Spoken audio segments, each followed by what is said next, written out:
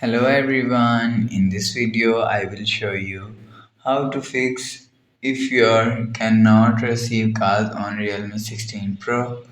Let's start the video. First of all, if you want to fix this problem, restart device. Just click and hold side power button and restart device from here. After restart device, you will see your problem is solved.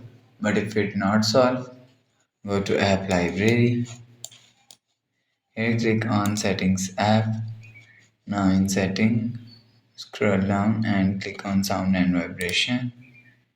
After click on sound and vibration, click on do not disturb. After click on do not disturb, turn off do not disturb mode.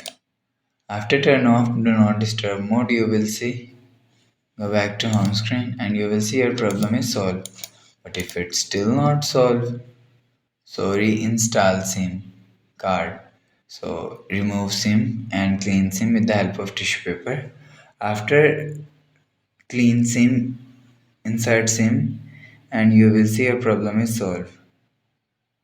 After the process, you will see your problem is solved. But if it's still not solved, again click on settings app.